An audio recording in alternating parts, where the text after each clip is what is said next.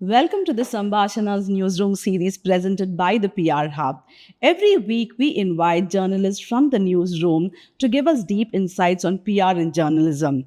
I am Neelima Somashekar, and this week we have Mr. Vishal Krishna. Mr. Vishal Krishna is a very good friend of mine, a mentor, and an inspiration behind the Newsroom series. Currently, Vishal runs his own podcast called The Upstream Life to dwell deep into the life of entrepreneurs. Vishal, with a journey of 20 years in journalism, turned an entrepreneur. Hi, Vishal. Thank you Hey, so much for being here, and I'm super elated to having you here. I told you I'll do it because it's you and I'm enjoying this. Go on already. Do it. And that's why I wanted to put it on record and tell people that you've been a great mentor, a friend, and you know that you are such an approachable person. At least I have found that. My nature, Nilima. Thank you. Yes, yes.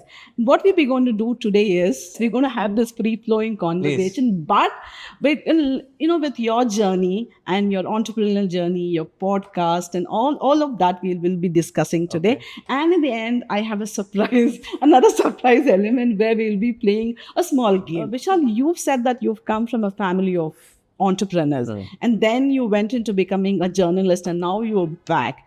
Like, what's the story like, Vishal? Yeah, You should say that. You want the honest answer, huh? I mean, it's true. In the old days, I used to believe that I have to work somewhere, and there was a reason. I come from 8 generations of entrepreneurs. Unfortunately, during my time, I saw my dad rise and fall very rapidly, very frankly, and that hurt me a lot. There was no direction. I grew up directionless because he was busy handling all those losses that he had gotten into. So my mother was a bank employee. She worked in Syndicate Bank, now Canada Bank, of course. It's very emotional that you asked me this question because I never intended to be a journalist. My dad's company used to get covered by journalists in the 70s and 80s. And when it... I hope that you're It's a okay good in question. saying. I think people should know this story. And Yes. I'm happy to share it now. So I hated business. I hated everything to do with business. But I intended to get into communications to help business people communicate better. Because my dad was a very bad communicator. It was always about him, but it was more about him than the idea. If you look at today's world, it's about the idea than the entrepreneur. But we are all happy to write about the entrepreneur. And then the idea is which builds companies, not Yes. the personality. Unfortunately, we're living in an era of personalities, influencers, companies run by these great entrepreneurs. But behind entrepreneurship, it's a company that should last.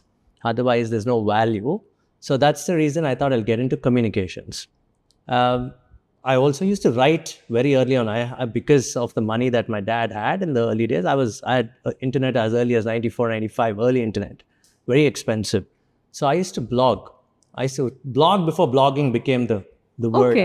I used to do music reviews on Amazon Yes. back in 96, 97. I know where the passion for music comes. Yeah. So okay, there's a story behind music. I liked music because I was alone at home. My dad was always firefighting. My mother was trying to support the family. And being the only child, the only exposure I had was to sports and music. Music became my caretaker. So I listened to a lot of music, okay? And now I'm learning music, of course, that's a different thing. So I got into communications by writing early on. I didn't know what communications meant. I was writing these blogs for Amazon. I mean, because these were free reviews. I also got paid by the early internet guys for writing reviews on music. I also like politics. I got into the early form of Karl Marx. I'm not a communist by any means, but Karl Marx was very interesting on how do you share wealth, how do you build on technical skills. But it's funny how Karl Marx's ideas went towards Russia. It should have started in a technical society. We'll get into that later. Those things influenced me. How can you build, a company around people rather than about individuals, right? Yeah. So that interests me very early on. So I used to write about these things. Again, there was no intention to get into communications as a profession, but it was a hobby. And then suddenly I was sitting at home after my BCom. I was also playing cricket. It's funny. I used to do music. I used to do writing. I used to be a cricket player. I played professionally for 14 years. Obviously, all levels, under 16, under 19, under 21, under 25, Bangalore City. Just before the state levels, I represented entire district level properties of the Karnataka Cricket Association. I've played. So I was busy doing that, and I was sitting at home because now that you grow up and you suddenly have to start working, Yes. I wanted to work with my father, and I went to him, and for the first time, he blurted out saying, "There's no money. What do you do? It's 21 years of your life. You always want to do business." Then he comes and says, I'm sorry, man. I don't have anything with me. He didn't say it in India, by the way. I mean, he hinted at it. But then I went abroad. One of my friends recommended me to this kid is from Nilgiris, okay, funnily. And he was my classmate, and he said, "Hey, Vishal, since you write, why don't you apply for this university in England? It's called Leeds University. They have a very good communications program." And I applied there, and there I met a wonderful gentleman called Kishore Buddha. By the way, even in England, I played cricket professionally at the time. Okay. Again, I was sponsored by a corporate here. The corporate sponsored my education. Half my education was sponsored by a corporate. Okay, I went there. I didn't know, again, still no idea. I still had 50% saying, "Hey, I want to get back to my dad's business." But then he came to England. He flew down and he said, "Look, I have no money. There's zero money. You have to figure out your life." But he was unhappy that I chose journalism because my friend Kishore had advised me to take up journalism. And I used to be a good writer, decent writer. I didn't, again, I had no idea about I knew decent grammar, but I intended to write because that was the only thing I was doing well, apart from sports, of course. So he said, "You're very curious about life, so why don't you become a journalist?" I had no idea what journalism is. My dad hated it. He said, "Don't do it." I came back. I took up journalism in 2003 end. By the way, when I took up the first interview with New Indian Express, the people who were supposed to interview me didn't show up. I waited 7 hours in that place. Okay. And then I said, "To the hell with this." I really did. I went back to my house and said, "I'll figure out something." So I actually went and worked in a liquor factory for 3 months. Okay. I did. And, but, people in the Indian Express, the editor there at the time, Mr. Shankar, they wrote a mail to me saying, "We need good people." I came on board. The rest is, as you say, that I got into journalism because thinking, okay, it's something that I will explore. I will give it my all. But my mind kept saying, "Hey, man, this is not what you're doing. This is not what you're supposed to do." That's the weakness in people, right? But I stuck at it. I stuck at it for a good 17 years, 18 years before I went out and started my own business. And I'm glad I stuck with it because it gave me an exposure to some world-class leaders. It's a free MBA in many ways. But I was also naive. I was one of those guys who was true to the letter. And I report a story and move on. I didn't believe in saying I have to be close to this entrepreneur, that entrepreneur. Obviously, my stint at Your Story brought me a lot of people who became close to me. But then I just valued my writing and my work. Most of them don't realize this. Many people are close to me. But for me, the story part, nothing really mattered. Okay. But then, people use those stories to go raise money. And then they forget you conveniently. It's so funny. That's when I realized, man, what am I doing all these years? I've built myself an understanding of the world. I have a thought process of doing some business. I come from a legacy. So what's the worst that could happen? Yes. And Might as well. Therefore upstream started. The upstream life started because of those. But there were good people who guided me towards that business. It didn't happen just overnight. It was Sridhar Rajaram from Upagna Ventures. It was Pawan Sharma of BCL India guided me to that actually. And Bobby Reddy, of course, you'd never forget Bobby Reddy. He's been a family support for so long. He and his daughter Swarnima and obviously Swarnima's mother also really, Arita, really guided me into getting it. So I'm done decently. It's an early start. It's only been 3 years. There's many more years to go, but blended writing and solutions for corporate. And now obviously we all do video. Thank you so much for sharing that story with us. I know it's an emotional thing, but then thank you so much. And you've been a journalist for the last 20 years and you have seen, from the old era to now, how has, from your point of view, how has it evolved, from what it was without the digital or internet or whatever it is from the current time? I just wanted to know your views about it. Yes. The transformation, again, it's going to be a long story, but I'll try to keep it short. Yes. When I entered, it was, you look at a newsroom. Obviously, this is a series around newsrooms. Yes. And my follow-up question was, your experience, In the newsroom. in the I'll newsroom get to as that. well. Yes. We'll talk about the transformation first, because Yes. that's the interesting piece, Nilima. The early newsrooms, let me not mince any words, because of when obviously I trained under one of the editors in England. His name was Kishore.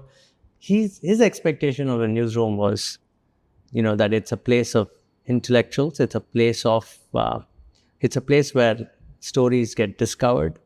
It's a place of curiosity, and it's a place that hard drives you into being perfect. Okay, and many of them are like that, mind you, and those are naturally talented journalists. When I say journalists, this also involves editors who sit behind Yes. behind closed doors and just look at, and editing a copy is drudgery. Believe me, to take a copy written by a reporter and to make meaning out of it, it's not an easy job. People say it's easy with Chat GPT, but without these people, these were the real Chat GPTs that are 100 times better than Chat GPT. It's all here. It's all here in the head. Yeah. There's less of that talent now. We'll get to that later. But when I came in, I looked at a newsroom and I said, oh man, I want to be here. Obviously that was, but I always wanted to be a reporter because I couldn't see myself sitting behind the desk. So the early newsroom in the New Indian Express, of course, by our era, mistakes were creeping in because there were video influences. Yes. But the meticulousness was in the design in the early days, because you have to put a newspaper out the next day. So they used to work round the clock. And I used to make the world page also. So in the 9 months or 10 months, I was in the newsroom. I was not yet a reporter. The editors would put in the hard grind of all the copy that used to come in, breaking news. And those days, it was real breaking news. It was not some gossip kind of thing. It was about, especially when you were in the express kind of environment, it was always about letting the establishment know that they are making mistakes. And I'm so glad I saw that era. Okay. That people would really go investigate stories. So to be honest with you, that's what I learned in the newsroom. You've got to be consistent with your punctuation and grammar. Yes. I'm still getting there, let me say.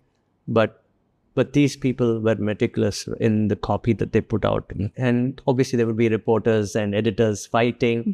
That was the early newsroom at the Express I learned. Then I became a reporter. Reporting was about, you're like let me say, for want of a better word, we're all cowboys or cowgirls or there. I'll tell you why. Because you're on your own. It's like the Wild West. To be honest with you, reporters are treated as individuals. Well, the newsroom is united. The reporters are all individuals who go out and compete. That's why even to this day, you see reporters never get along. They're always out there. They don't.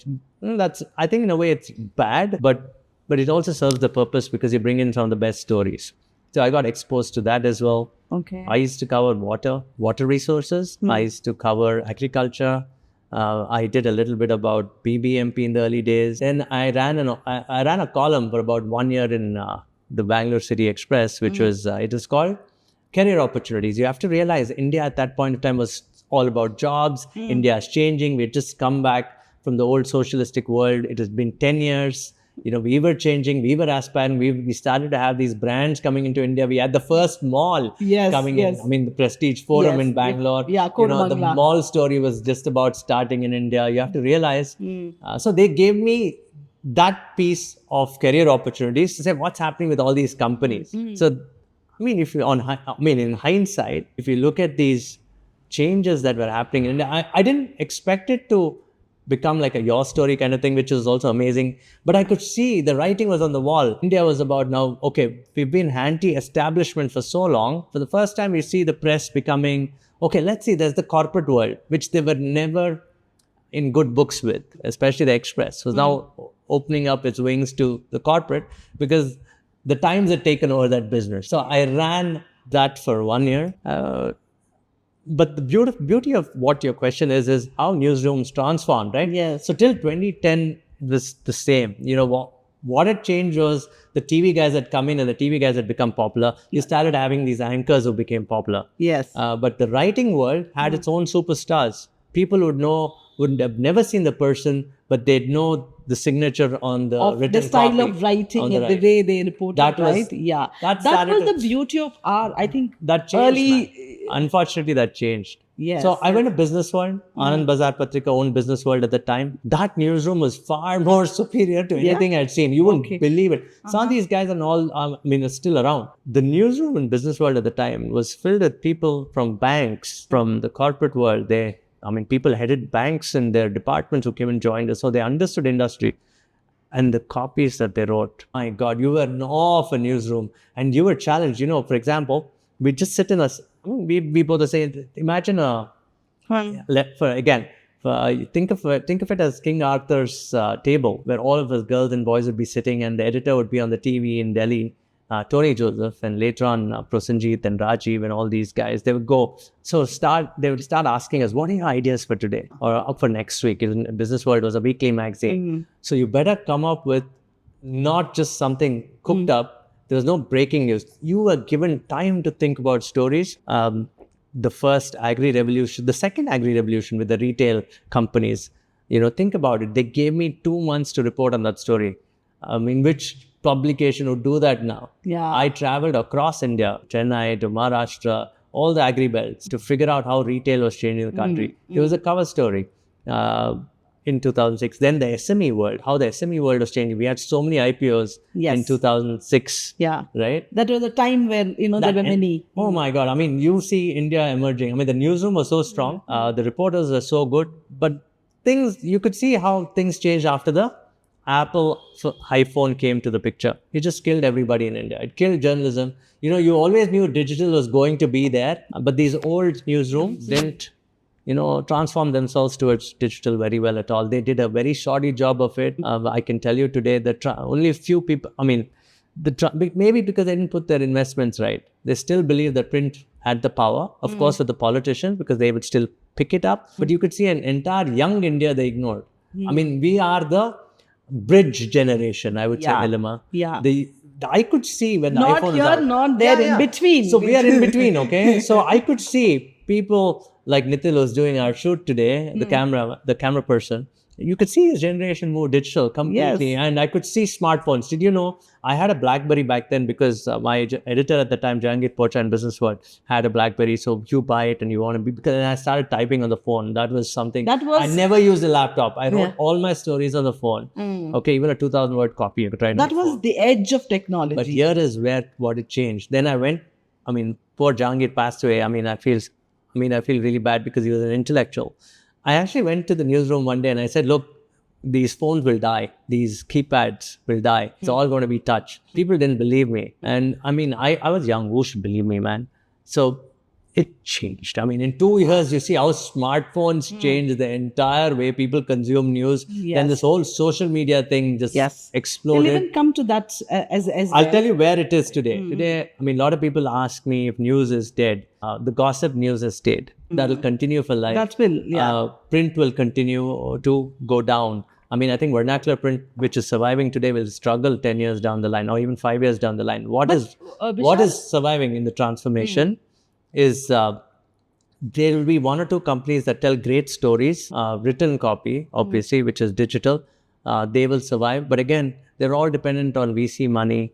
The business model is still subscription and advertising. Very hard in a world where people are now truly global. They consume more news on YouTube, and especially people don't have the time to read serious stuff.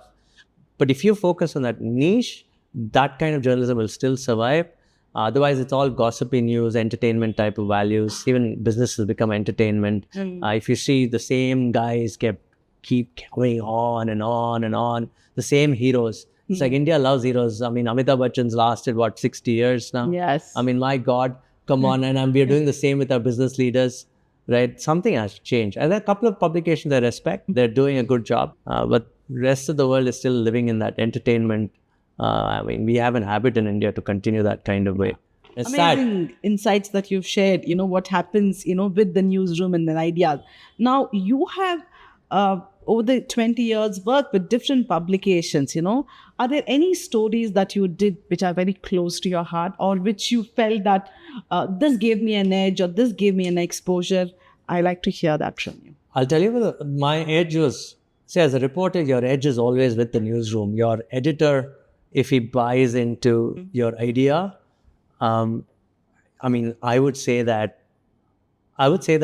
being a journalist before social media, you know that I'm not the one who brands myself or markets myself. I don't do those things.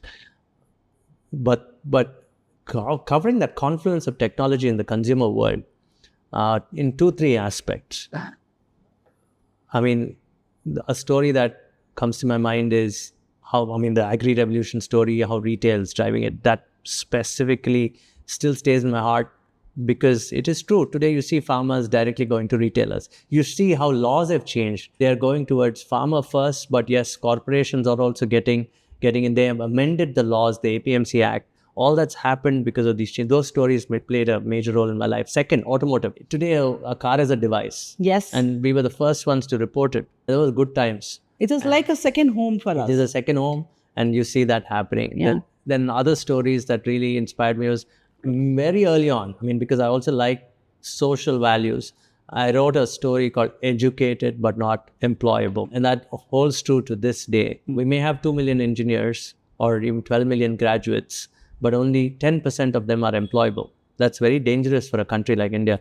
I mean, we're doing this podcast after Mr. Ratan Tata has just passed away. It's been 2 weeks. Yes. Right? It's been a week maybe. Yeah. And he said we need to employ 150 million Indians by 2030. How are we going to do that with the current education system, which doesn't prepare a kid for the real world? I mean, the girls and boys today talk well, but do they know any vocational work? Are they good writers? I told you, writing is dying because of video. Writing as a skill is dead, but it's good for me because it brings business. And they may consume news on video, but they are not very good on camera. I see that too. So there's lots of changes happening. So these are the stories, some of these stories that I wrote. So the agri stories, the SME stories, the people stories, really, and the car and the cloud stories. Cloud has really enabled the startup ecosystem in India. Without the cloud, without the early entrepreneurs building on the cloud is an infrastructure layer. Yes. And people who built on top of that, the SaaS guys, and you've seen how SaaS has played out. I mean, people listening to this, all the SaaS guys, I know every unicorn guy out there. And it's good, but I have discovered people at that level, and when the cloud was nothing, when people didn't want to report about it. The early AWS, the early Azure. I mean, I'm proud to say that I did all that. That's nice. With all this experience of what you've had, and then I know we spoke a little about how you started your upstream, but I just want to go a little deeper, that the thought behind of starting, your own podcast. Will you just give us that story or that insight as well? Okay. And then we follow up with the challenges that you had, because on a one-on-one we spoke that you faced a lot of challenges when you started this, right? So maybe if you want to touch upon that as well. The challenges were more personal because you have the fear that you are now starting into business, which you never thought I would. Yeah, you've come back to... I've come back to it, and there's a lot of people watching, especially my family being a business family. My wife's family is also a business family. There's a lot of eyes watching you saying, hey, what's this guy about? Even today, they don't know what I do. If I run into a family function, I face that, when I say PR in my family also, they wouldn't know what you're doing. Because we all were business families in the old days, They would, even now I get people say, hey, he worked in the Times. I've never worked in the Times, man. I hope they watch this and know that I never worked in the Times. So they don't know what the name of my company as well. For example, they would not know what the term upstream means as well. In any business, there's an upstream and a downstream, right? You have the commodities that then come downstream and becomes final product like a car, right? Like from steel to making a car, or from software to a telematics. So the upstream is actually the brain. Without the basic foundation, you can't do it. But by the way, that name wasn't discovered by me. It is again Sridhar, who runs Upagna, brainstorming on certain names, and he said, use this name. It was him who got me onto that name. Let me give credit where it's due. That's nice. If he's listening, he will listen to it. Yeah. And he'll say, and his classic answer, I know him for 30 years. He'll say, thank you, Kano, and that's it. Okay. Okay. But Upstream, while it was a podcast in 2020 actually, 2021, look, time passes by so fast, man. Since 2021, July, I started this. And I never thought I'd turn this into a business because I just left journalism and I just started consulting with a large startup, which is shut shop. I don't want to mention them because I know the entrepreneurs worked hard. Consulting with this India social media company. what happened is I knew while in that company that, look, while the money is good, I need to continue my love for stories. And that's when Sridhar said, let's start this. And I built this thing. I mean, Sridhar built this for me on Wix.com. Okay. PADX, UX, UI. I mean, you have to realize we're all bootstrapped. I have not raised money from anybody. Okay. And it started off as a hobby project. Until 6 months into it, I discovered that all the businessmen I knew, they wanted to move into video. They wanted storytelling. They wanted internal communications, external communications, but they wanted me in the center of it to guide their teams to understand how content makes sense for their stakeholders. Yes. It could be their customers mostly. So I enable their customers. So I help their pre-sales, sales teams with content. I help their HR communicate better to their employees. So it didn't grow immediately. It grew sort of organically as I discovered with every client, oh, this is the opportunity. I can do this. I can do this. And that's how the solution, and I'm still discovering. Yeah. Okay. I think life is going to be that way. Yeah, I want to keep figure it like that out. I want to keep it like that. And so the upstream life was born like that. To be honest with you. So does that answer your question on why? Yes. I mean, it's been a good journey. Yes. I'll be honest with you. Anybody who starts up must be super paranoid because I run out of money all the time. Okay? Yeah. But there is good money. Yes. There's lots of money flowing Another in. thing, you said podcast is a great way of telling your brand story. But very often, if I'm just, this is like a show, I would not know how to monetize it. Maybe with your experience, anyone who's starting a podcast, will you just throw some light on how do you monetize your podcast? I'll give my honest answers because I'm Yes. also a baby in this. Follow a couple of people. I respect people who've done it over the last 10 years. Any business gets built in 10 years. I mean, I have to talk about your story, and a lot of people don't give credit for it because, see, it's not as if your story was the first to report about startups quickly. It took them 10 years to get to where they are. Now they're close to, 18 years now. So I'm hinting at how content gets monetized. Yes. You have to be consistent in the storytelling. Yeah. It doesn't make you money. To figure out ways, you have to realize YouTube as a platform, Instagram as a platform, Facebook as a platform. All these platforms are monopolistic. You don't know how the algorithms change, and you have to keep spending money to get views, to get followers. But followers will get built if you tell stories consistently. But what you have to do, and my friend Nitil would agree with me here, is you have to, of all the content pieces that you do, you have to do smaller pieces of it. If you can use AI to do it, because there are enough AI tools. If you can afford a good camera person or a good editor who respects what you're doing, work with that person. But, you have to distribute these content pieces in understanding your stakeholder. One is if you're only playing the consumer game, you do one long form and several short pieces. Okay. You got to keep putting it out because you love content. You love content curation. If you do that over a period of 10 years, maybe you'll have a sizable check coming from Google, but you really don't make money. You have to figure out a way. Only 1% of the top influencers make money. 1% of the millions worldwide. Thank you for breaking that myth, saying that if you're there putting it on, they would be earning. No. I'll tell you. Follow Rick Beato, the musician and producer.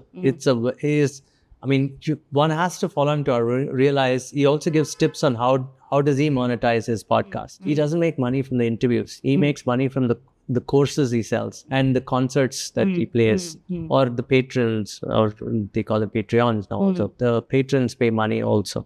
To get to that level takes time. Okay. It takes 10 years minimum. And that shows, but if you really, the early guys who got into this influencing aspect, some of them have survived. Some of them have fallen by the wayside because now they've become people who say that I've got enough followers, come give me money. That's why the D2C you're guys. talking about the social, right? You're talking about the social or the YouTube or which Social is YouTube. Okay, everything. that's All of these everything. guys. Okay. See, some of them bought followers early on. They had money. Some of them really grew naturally. So today, I would request a brand, if you're putting in money somewhere, don't just go and say, hey, he's got 180K followers or 1 million followers. Look at the efficacy of those followers. I mean, is it and resulting? engagement also matters. Yeah. No? I mean, engagement is very less, okay, any which way. Is there some ROI if you're playing a brand game?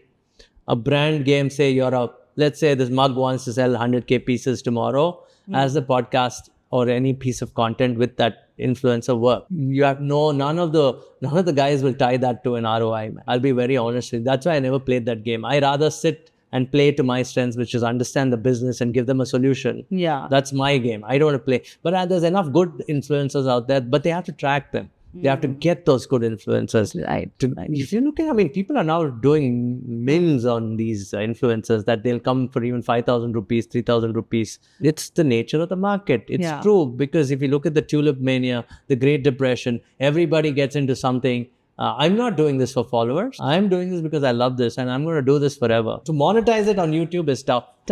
Because see, there is one side you're passionate about it, and one side you have to monetize, and one side is the number game. But somewhere you have to balance all this and do what you want to I'm do, very right? clear. If people come and say, I get asked this, you know so many people, you have X number of LinkedIn followers. Yeah, I can claim to say I have X number of LinkedIn followers. I have X number of C-suite or corporate leaders following me, but I don't care.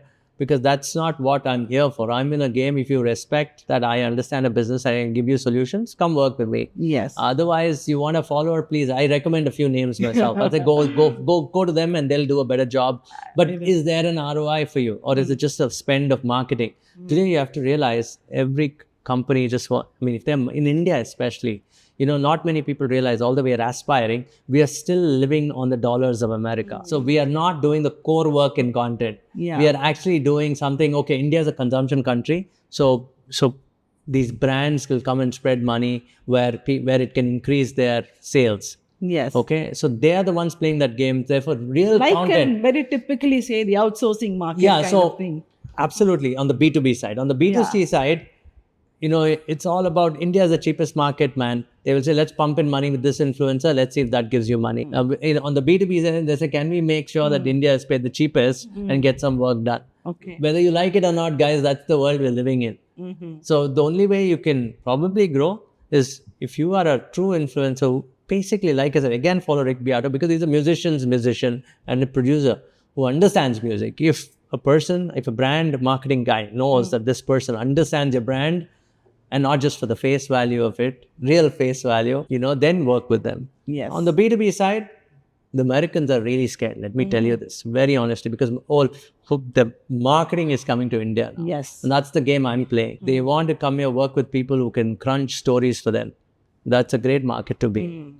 But it's not easy, because you have to really sell. You have to meet at least 100 people a month. I'll tell you this with a few kids. I have 2 kids and a dog, so with them and doing sales, it's hard. Challenging. But that's what I've gotten into. But again, influencers, you want to monetize, understand the damn algorithm. So, sorry, it is true. Okay. Be a true influencer, be true to knowledge, and then work with brands. I hope marketeers understand why they work with those influencers. See, another thing is with your journalism experience and adding to that, with the journey of being an entrepreneur podcast, I'm like, what are your lessons that you've learned out of both of this? I'm glad you asked me that question. I had this false sense of power when I was a journalist, like all journalists do. Rightly so, they have power. When I came out, 90% of my contacts left me. Oh, I'll be honest with you. I said, oh man, in fact, people write me, why did you leave your story? When I left Business World and joined your story, people said, why did you leave Business World? It was so silly. I think if you should do what you love. And I'm doing what I love. And I'll be honest with you, you have to run around to make money. There's no second to that. The moment you go out into the real world and start selling, you will know where you stand. And I know where I stand. All my illusions, I'm glad they're wiped off clean. There's no such thing as an intellectual newsroom anymore. But for the young journalists, please come. If you believe that you want to change India through your writing doesn't make you money. Neither does journalism make you money. But if you love doing that, it's a painful world which I went through, alone, lonely. You have to report. I loved reporting. Then come and do it. But that's where it builds you. Journalism gives you the foundation to do so many things. Other things. You can cut across table. You can go to boardrooms, people. Again, there's a networking piece there too, right? So with your storytelling ability, you can do anything. You can also do drama, for God's sake. The transformation has been about getting rid of that false sense of power, going after and selling it to the real world, and especially people outside your contacts, has been very hard. Okay, and it'll be hard. Is moving on a little bit of touching on the PR aspect of it, the approach that we PR people take to journalists or bring in the narratives to you. Do you think that has to be refined, or what do you think? Okay, I'll answer your question two ways. and you Yeah, can I'll answer tell you. that. Firstly, please, corporations out there, don't treat PR companies as media influencers, that they'll go influence the media and then suddenly have stories. They have far many better things to do, which is set your perspective in order and tell your stories or figure out your stakeholders. So that's one thing I tell them. But yeah, if you pitch to a good editor, you need to have perspective. The person should understand that business very well and communicate that value based on, I know you guys have a drill that everybody has to be well read, cover the news. Yes. But not many people in India understand business, man. Unfortunately, it's not in our nature. It's the first generation. It's been 10 years that the startup world's exploded. We are still learning the art of selling. So when you tell a young Indian individual to come in, they come from small towns, they come from traditional families, they come from middle class families whose only value is, salary. When you come and say, tell this person about, the business story, he or she will fail. And it's been like this for 20 years. Not many. I mean, I can tell you, not many have really come sold a good story with me. It's always me going there and discovering something, right? I'm generous to many of them, and many of them would agree. Probably in 20 years, I've snapped only twice or thrice in my life. Okay. On the PR person, and one of them is a good friend. She lives in Chennai, and she'll know. It's Smriti, of course. So Smriti from Mavericks is a good friend. Okay. So she'll tell you that I snapped at her when she first called me. Okay, but now she's a good friend. Okay, but here is the true thing. Okay, very few people have perspective. Please, if you want to sell to a journalist, like, I say sell because you are selling. Yes. Or because they paid you to sell, and come with certain degree of understanding where that business lies. So you have to understand the upstream and the downstream of that business. Who is the stakeholder? Why is this CEO or this Corpcom person asking me to get to that publication? It's very hard, and the other thing is there's no more space anymore. It's all bought. Many of that's a different story that's where a different these thing days altogether. So it's tough. So one with is, the limited space and the resources that we have. I think PR companies should stop saying that we will influence the media, because they know that the kids who are put on the job cannot do that for you. They have to train. Have we done a good job of training? I got lucky because I went to people and got trained. It's not how journalism trains people. It just puts you in the ocean. Right. I want to break the ice here for all these people watching this, and I want to, it's like, unshackle yourself. All these courses really don't matter.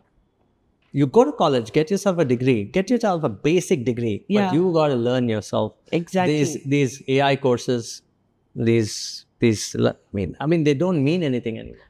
When you come into the corporate world, PR world, journalism, there is no instruction. You have to realize. You have to be ready to follow instructions. I don't think young people really value instructions. That's the only problem with the current world. The thing you're hinting at is, how did we stick on for so long? Yes. In many things, it's because we followed instructions. Today nobody wants to follow instructions. Yeah. Because of their maybe because of its attention, maybe because of the parenting. A combination of several things. But what they can do, if they come into an organization and want to work hard, learn to follow instructions. Yes. Learn to value experience. Maybe the guy or girl who's experienced may be giving you crap, but it's still a learning. Okay, be patient enough to learn these things, and you learn on the job. Try to value your job, but value your job such that you want to gain perspective. Don't do it because you're getting the salary at the end of the month and you send it to your mother and father in the village or in the house, or you're taking care, paying your rent. It should be about, okay, this person has given me this job and let me help this person build more. That should be the thinking, which is how I valued my journalism. For example, when there was a time, there were 600 stories written by me at your story. Why would I even do it? Yes. Ask, I have 600 written pieces, and there must be about 200 videos or something, and probably in a single year. Why did I do it? Is it because I love doing storytelling and I want to bring value to that organization? Right? That's what young people should do. Yes. But organizations should also train these people. But I don't know if kids value that training. I don't know now. Good. I know good points made that out. Towards the end of discussion we are having, you have seen the rise of fake news online, social, and everything, right? We witnessed that. Now AI is impacting everything. I just want to kind of summarize and, for Yeah. you to tell what like the Yeah. way forward and how this is going to impact, because Yeah. you've been a visionary person, because you started with your digital business and media content and everything. I just want your perspectives on this. Thank you for calling me a visionary. And if I'll have to answer your question in a very different mode of how the world is changing when it comes to AI. It's not as if computers were always around. People used it was a device. So people went from books to computers. Computers really did not do anything to jobs as such. There is the same theory around AI, that AI really doesn't replace people. Rightly so, but the pace of change that AI is creating, computers did not create that change that fast. Because my mother, who was into book entry, went straight into the computers in 2 months. They had a training process in the bank, and that happened, and she was using keyboards. Instead of writing with a pen, keyboards. Yeah. Instead of putting it on a book, they had an intelligence worksheet. But with AI, that's not happening, because it is changing nature. It is like we've come up with this entire, that's therefore artificial intelligence. There's an entire new person in the room. I'm sure if tomorrow, if we did this podcast, say 10 years down the line, there'd probably be an avatar giving its opinion on the perspective that we are talking. And I use avatars for the businesses that I consult with. By the way, I don't need actors anymore. Okay. I seriously don't need them. I can, that's the beauty for a creative person. You can use AI to do many things today. I feel sad. Every writer needs an editor. That was an age-old statement. Every author needs an editor. Yeah. But you don't need an editor anymore. How's that? Yes. If you can write decently enough, say, you score 70% on a score in English, you can make your copy 95 to 96% using AI. Yes. Why do you need people when you have the perspective? So that's the challenge. Okay. This artificial person will remove these people. And they'll say, no, there's reorientation of jobs. So it'll be good reorientation if these editors started doing their own thing. But will people do it? Yeah. They don't have the ability to do so. So therefore, it is going to become a nightmare for all the states. When I say states, it is the countries.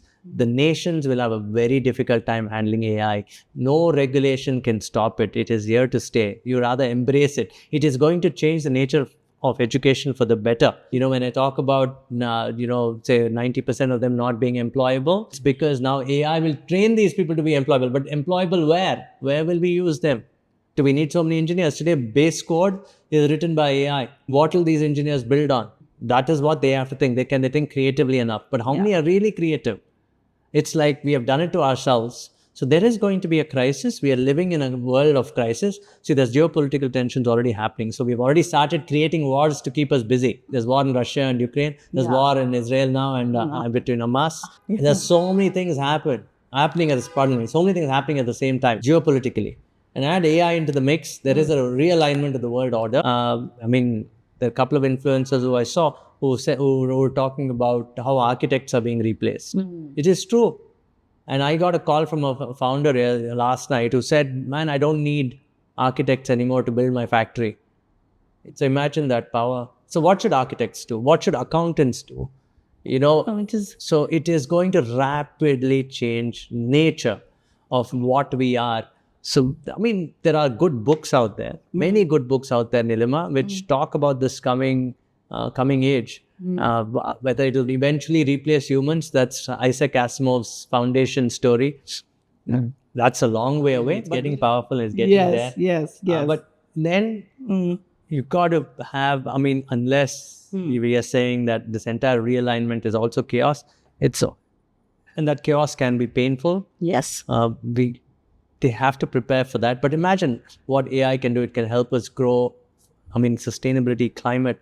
Maybe all the data that we have today can at some point of time tell us why have we polluted our soil? How can we live better as humans? How can we, but there's the scary aspect of it is AI will be owned by a few powerful individuals who will control and break you. Yeah. And that is the scary part. and that will happen because that's human nature. Yes. And everybody, and I'm telling you, don't believe in all this communism and all that stuff. In the end, only human enterprise can take people along. I hope there are people who value humans, and there are people who value only technology, and those are the guys that we scary about. Okay. But it should be a blend. At the end I of hope the it day, happens. I think the humankind will still, be around, and I then think they'll kill each other first, and then they let the robot be the judge and say, okay. I mean, the movies on that. So yeah.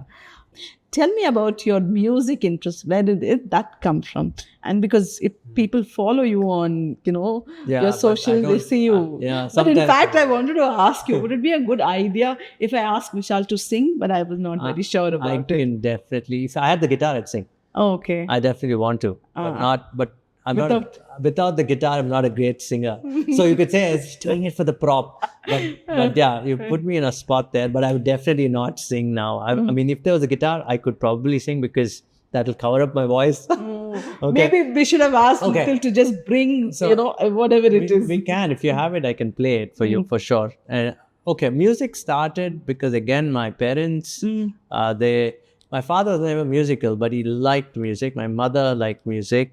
My uncle, who was a scientist, his name was Amar. They all liked music. The three of them had a heavy influence on my life because there's music every day. Be it Telugu music, you have to grow up with either Ilayaraja or Kirwani, Telugu Tamil music. For example, I know all of them would say in the movie Animal for the Wrong or Right Reasons. The Telugu lyrics are far more superior. The guy who's written it, his name is Ananta Sriram or something. Amazing lyrics. So Telugu still continues this. Telugu and I Tamil. just enjoy listening to it, but I always wonder, how do they even write that Okay, kind I'll of... give you a lyric. For example, in the person who wrote that lyric in Agni Natchatram, right? The movie that came out 87, 88.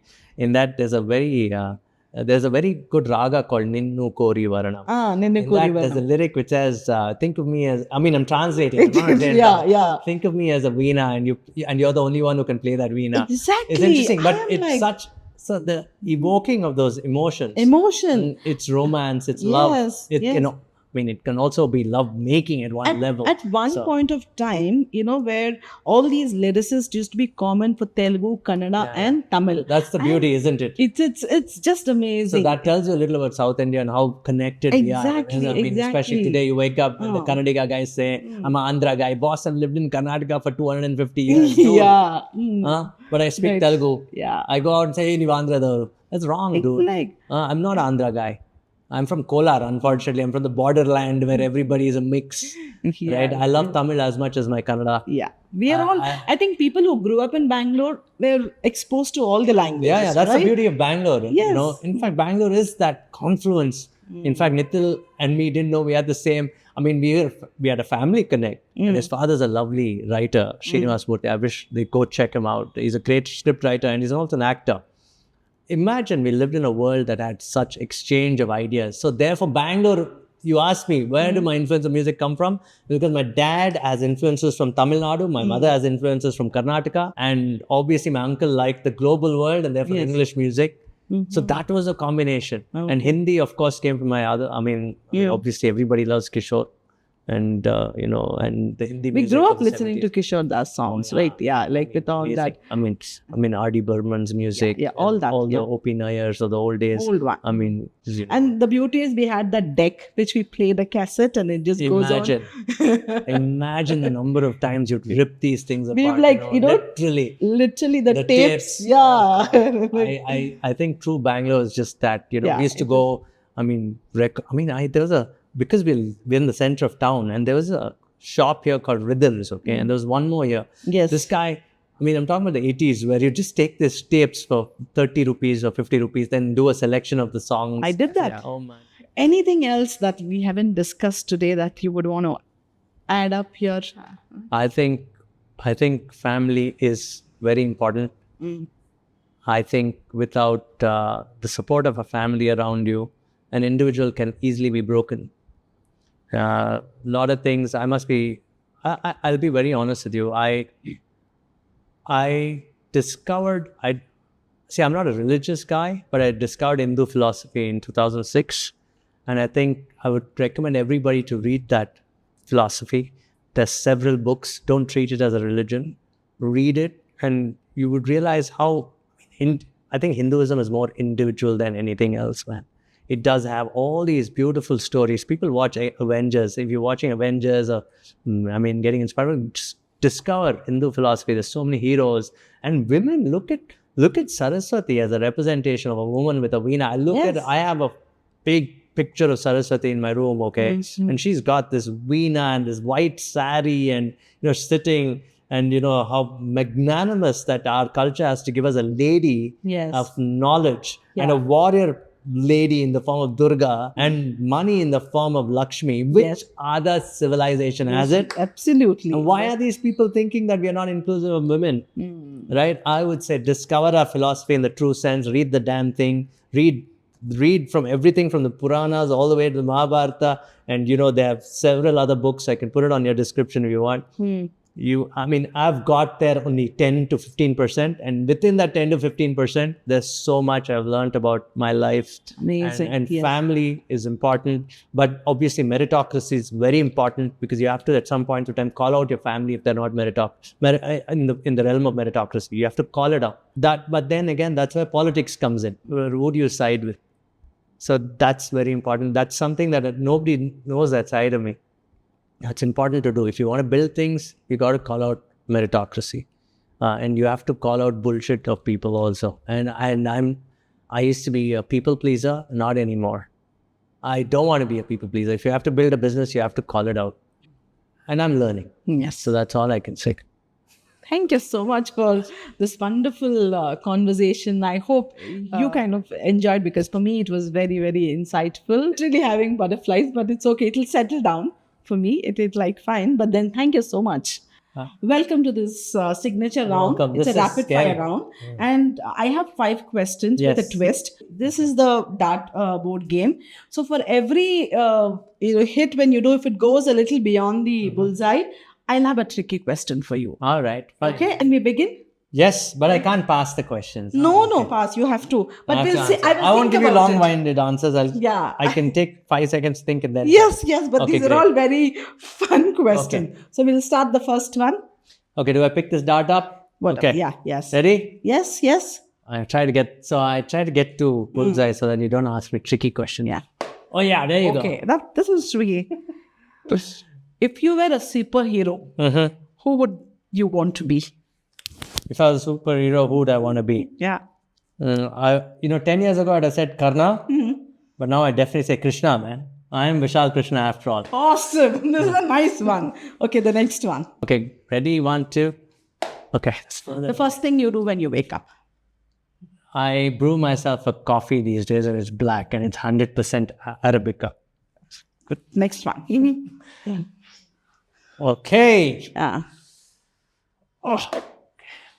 I would just say the bizarre thing that you did when you were interviewing your guest. Bizarre thing that I did. The most bizarre thing? Yeah. That's a very difficult question to answer. The most bizarre thing. Or a funny incident that you would want to take it as, which happened during your interview?